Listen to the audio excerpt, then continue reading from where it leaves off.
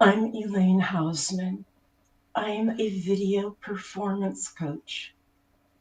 During the pandemic, a woman came to me and said, "Please help me. I'm getting ready to give a public speech on a live virtual summit."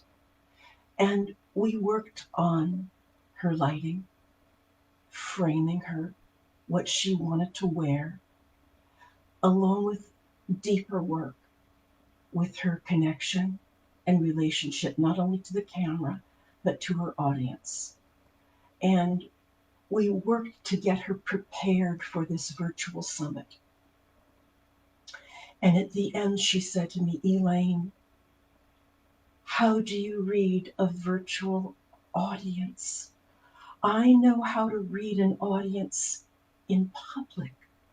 I don't know how to read an audience in, in a summit, in Zoom." And I thought it was a great question that needs to be addressed right now.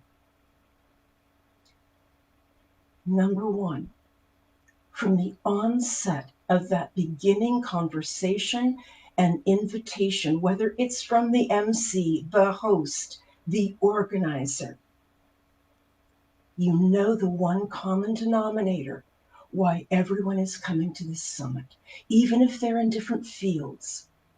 That common denominator is very much a read on what you're going to speak to and bring your expertise to their needs. But maybe you want to ask more questions. Are you required reading, or are they coming because they really want to be there? Can you get a list of the attendees? Do you want to research them a little bit more? And once again, get a reading of who they are, what they do, and how you might want to speak specifically to their needs. Very good. Now it's time for the summit. And you may or may not be the first speaker, but from the opening remarks, you're going to have a very good reading already. What does it feel like? Is it friendly? Is it inviting? Or is it a little cooler? Is there something ever so slightly business-like, or maybe a touch of corporate about it? All of this will feed you in how you continue to read cues and clues in the virtual world. You may or may not be the first speaker, but if you aren't, when you listen with the first speaker, you are going to get so much information.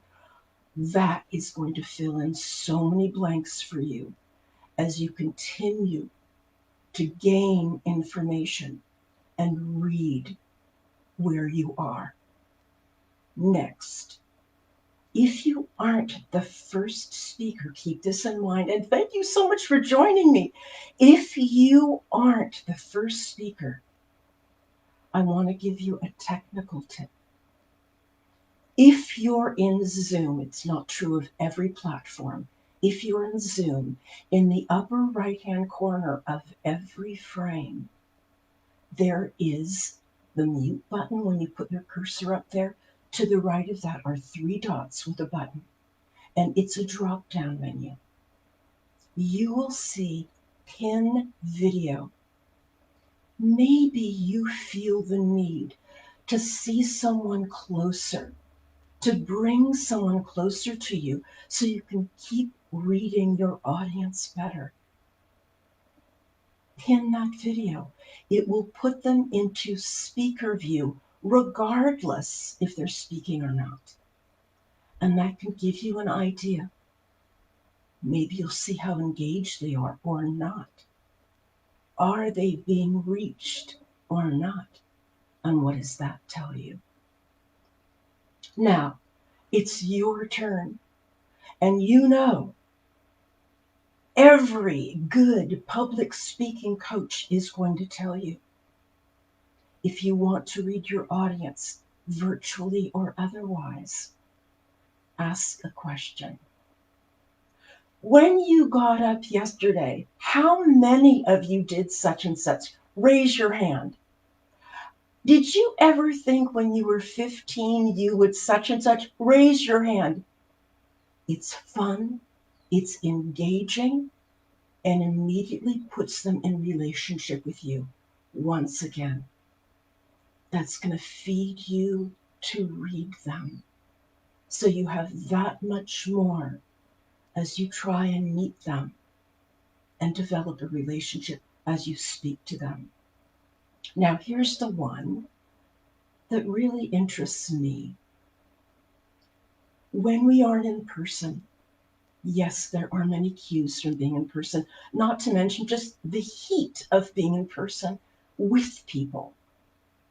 But when we experience any kind of deprivation to our senses, I believe other awareness, other senses become that much more developed, that much more acute.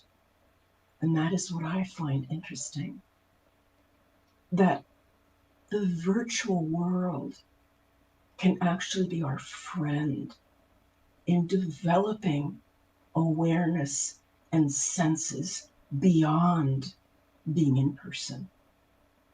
And I wouldn't be surprised if from the time you started being in Zoom, you've already become aware of just how much better you can read the Zoom room, the virtual world, to know how to speak to your audience. And I think it's something we will never forget. And that by the time we actually are in public together with our tribes or meeting new people, we will have that much more within us as part of our resources that are more highly developed, that will be right there along with us, that we will have brought from this virtual world. I hope this has been interesting for you, and please don't hesitate to write any comments. I would love to engage. So good to be with you. Thank you so much for joining me. And if you want to reach out, I'm Elaine Hausman, Video Performance Coaching. Don't hesitate. I would love to connect with you. And thank you.